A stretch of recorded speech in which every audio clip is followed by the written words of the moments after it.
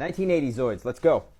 Alright, so first one that comes to mind is Glidolar here. He is a duck Zoid from 1983. He's very funny looking. Usually these era Zoids are kind of referred to colloquially as the whitehead Zoids because most of them have this similar head cockpit just slapped on some kind of different body. But it's really cute and it doesn't really much look like a duck, but it is a nice little wind-up Zoid. It'll walk around, its little wings will flap, its big feet will clonk up and down. It's cute.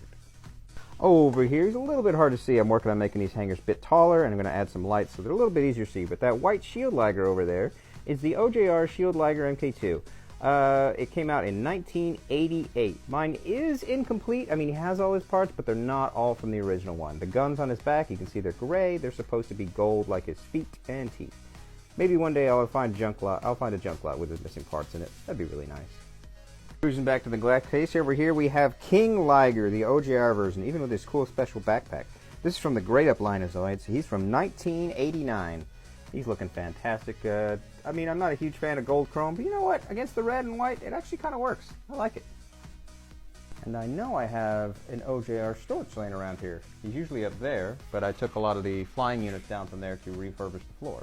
But for visual aid, it's the exact same mold as this guy from the 1999 release of Storch. The OJR version from 1983 is simply a brighter color red. Other than that, I think they are exactly the same. I know he's around here somewhere. I do also have a Desk Cat, but unfortunately he actually comes in at 1991. He just missed the 80s line.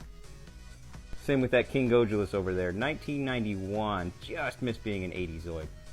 I think that's all of them. I don't typically go out of my way to find the original super early releases of Zoids because more often than not they will get a re-release in the 90s or the 2000s that are identical, say for maybe some minor mold changes or some color swaps. Usually they're almost identical to their earlier releases, so I don't typically have to go out of my way to find the original ones that are almost 10 times as expensive. There's usually not a lot of reason to do it because, you know, I got a lot of Zoids and I'm really here for the big display. So sometimes though I get them in junk lots or I'll just find a good deal on them and there's no reason to say no. I think that's all the 80s Zoids I have, at least the ones that come to mind.